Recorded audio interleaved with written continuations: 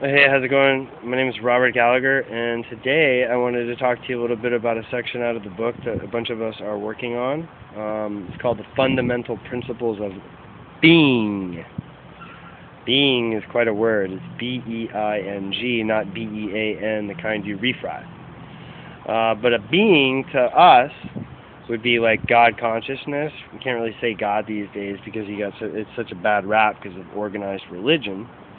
But there is, in fact, a conscious creative power in our universe, which is responsible for the organic unfoldment of all that you see around you, every tree that's alive, every butterfly that flies by it, every hummingbird that comes and graces you with its presence. All those sentient beings are all connected to a network, kind of like all of our computers are connected to the internet. And our own personal God consciousness within us, our internet wireless transmitter, is what I call the GPS. It's the greater power than self. Okay? And the greater power than self affords us intuitive guidance, just like the GPS in your car. When you're driving around, when you're lost, when you can't find your way, hey, you feel a lot better with that little lady talking to you saying, right turn in 4 minutes, left turn in 5 minutes. You don't trip. You're not in fear. You just get to where you need to go. That's exactly how GPS works. When we are conscious and we are connected to consciousness, we are our vehicles, these bodies. We put ourselves and our will in position to creatively express life force, to transmit love, to transmit truth, and to share in the organic unfoldment of conscious creative powers. So, that's what we get the opportunity to do. But since this will is free and it's kind of dangling in the air, and we have this neutral self, and we also do have this body, and this body has to roll through Earth in physical form, in this vehicle, in this car, in this body, we are constantly perceiving stimuli in our external environment that we have to process, and we have to assimilate, and we have to make sure that we're not in any kind of real danger in that moment that would cause us to have to fight or flight our way to freedom. Now, what happens here on Earth often is that our instinct mind guides us through life. Well, that's a cool little light effect on the light beams thing. You getting that going on in the thing? I kind of like that. Ooh, there's God. Anyway, so what happens here... So what happens is we do have an instinct mind still. This instinct mind is at the base of our stem. Above that is the emotional mind, and then above that is the rational mind. The rational mind is the most developed part of our mind, and it's the part that connects us to GPS, okay? But what happens is because we are kind of archaic, I mean, Homo sapiens been around for a minute, we've had the same basic design for 26,000 years. Now, if we were a computer, we would have long since been obsolete and phased in something that's much more adequate for life force to be expressed through. But right now, that just happens to be where we're at, and in our current design, the rational brain and the emotional brain can both become overridden by the instinct mind in any moment that we perceive some sort of threat, okay? So these days, the threats have kind of shapeshifted a little bit. They're not like us having to fight for our food or fight for our lives or build shelter as the snow's falling down or running from a buffalo, any of that crap. We buy our food at the grocery store. Most of us live in houses. All of our basic needs are met. We've been tamed. But the fact remains that we still have the same instinct mind that we had 26,000 years ago when we were hunting our food and were fighting for our lives and battling the elements and all that stuff. So the instinct, if you could equate it to a person that used to have a pretty big job here in the human consciousness of mankind, he has now become bored. He used to be the CEO of Man Inc., and now he's basically bored in a broom closet doing a crossword puzzle, waiting for some sort of shit to make himself feel important like he used to, because we don't really need him to the extent we used to, right? So what happens here is that most of us in our lives have experienced a moment of trauma. Now, in a moment of trauma, when someone physically abuses us, mentally abuses us, emotionally or sexually abuses us, right, we react. And when we react to that extent to the perceived threat that we are experiencing in that moment, and for many of us it was an actual threat for our lives, we activate our instinct mind and we become completely unconscious. And in this state of unconsciousness, we become disconnected from the GPS. There's no lady there in the little box telling us to turn right, to turn left, telling us everything's okay, letting us know we're love and truth, there, it's going to be fine. We are completely unconscious, completely full of fear, and we have no idea what just happened.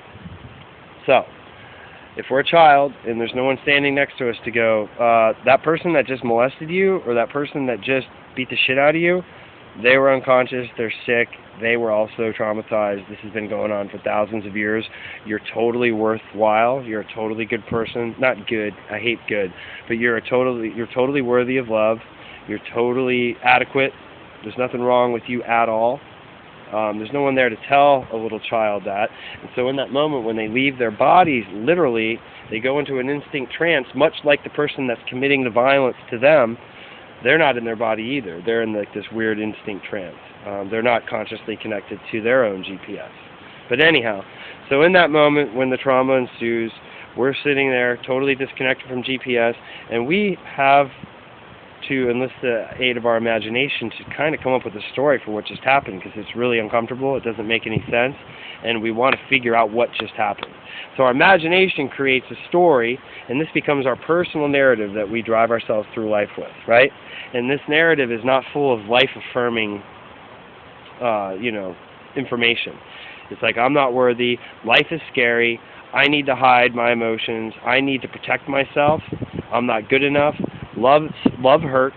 All those things are natural things that are born out of that moment. Those are all self-defeating beliefs.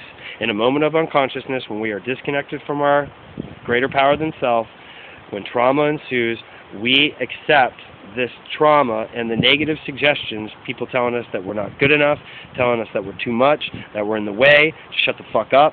All those things are suggestions that we react to, and when we react, we become unconscious, and we don't know that we're really love and truth, and that we're these crazy sentient beings with powers beyond our imagination, and we make ourselves small, and we keep ourselves disconnected, and we start to nurture this little self-defeating belief creation inside our mind, and we actually start to project this character out of our instinct mind and our subconscious that we begin to relate to.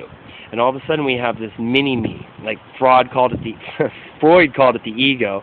The mini-me is a character, a belief self, based on self-defeating beliefs, based on trauma. It's built on fear. It's built on distorted impressions of love, and it is fueled by all the scars in the subconscious mind of all the traumas and all the negative suggestions that we have absorbed when we're children, and all we want to do is love unconditionally, and we accept people's distorted version of love as the truth. Okay? So this is what we set forth with in our lives. So we now have a mini-me. It's built on self-defeating beliefs. All these beliefs place limitations on love and truth to be expressed through us. We're not even consciously connected to love and truth anymore. We're just bumbling through the world full of fear and reacting to everything that comes in our way. Okay? Sounds like a lot of fun, huh? So anyway, that's basically unconscious creation. And when we're unconscious, we are in fact insane, and we will recreate the same traumas over and over and over and over and over and over and over again until our life comes to a sad and tragic end. I don't know if any of you can relate to this. I'm sure you've seen family members or loved ones. I know my own father drank himself to death at 59. I have ex-girlfriends that overdosed on heroin. Those loved ones, people that I lost, they did not die because of the drink. They did not die because of the heroin. Those were the causes of actual death. But the true cause, in my opinion, of all these lives that come to a sad and tragic end is because of their self-defeating beliefs.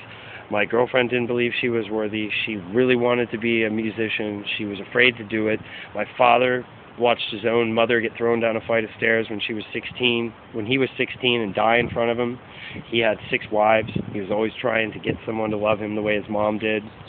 I mean, these things have a powerful effect on us as individuals. Myself, I was molested when I was 5 by a live-in babysitter, and so that gave me a really distorted impression of love and also of older men. For many years, I couldn't even engage or have a friendship with any man who was older than me because I perceived it as a threat to my survival.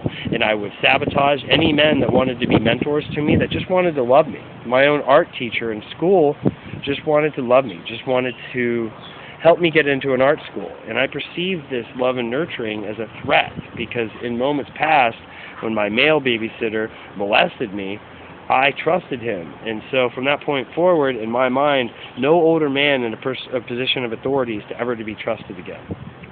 And the sexual trauma that ensued around that, when my mother, she was an alcoholic till I was 7, she wasn't around a lot, I had this male babysitter, I unconsciously formed an opinion or a belief that any woman that loved me was going to fail me, was going to fuck me over, was going to let me down, was going to hurt me, was going to screw me over. Because I didn't know this at the time, but when that happened, I blamed my mom. She should have been there. She was a single mom. She should have protected me. My mom, I'm 40 years old now. You know what I mean? I will say this before I go on to the 40 years old, everyone's unconscious and there's no one to blame at this point but ourselves thing. I'll say that in that moment, when my mom wasn't there to protect me and the sexual abuse happened, I went unconscious. And for the next 30 years, literally, any time that a relationship would start to get intimate, would start to get real, it would start to I would get out of my comfort range, out of my emotions that I could control and keep me in this safe little private hell where I actually had to care about someone and I felt totally out of control. I would do whatever I had to do to get away from that and sabotage that relationship, because I literally did not think I was worthy of love. I didn't believe that others would love me. I believed that anyone who got close to me would hurt me. Okay? These were all unconscious creations. I was unconsciously recreating these same scenarios throughout my life, because I wasn't connected to a power that's greater than my neutral self, that could show me the truth, that could transmit love through me, that could make me a useful instrument of creative life force expression. So I stayed unconscious, I stayed in pain, and obviously the self-defeating beliefs are very painful to deal with. When you're running around thinking that you're not worthy and you're not enough and you're a piece of shit and nothing's good enough, that creates a very negative emotional state of being, okay? So this is the last part I'm going to end with. If I am always in fear, I'm always sad, and I'm always angry, I believe I'm not enough, believe I'm not worthy, believe that, I'm too much, any of that stuff. I believe if anyone gets close to me, they're going to hurt me. That's what I'm rolling through life with unconsciously. That's what my subconscious mind is supporting. I don't know any different. And so all of a sudden, all I'm attracting to myself are other emotionally unavailable, damaged women who are afraid of intimacy, who get hurt, who run away when they get too close, and they don't meet any of my fundamental needs. My fundamental needs today at age 39 is safety and comfort within my own skin, the ability to love others, to be intimate with them, and to creatively express myself through some sort of medium. Okay? That's all I care about. All the rest of the stuff, the Benz, the bankroll, all that external validation that I sought my whole life was basically because none of my fundamental needs were getting met. And I can assure you that none of your fundamental needs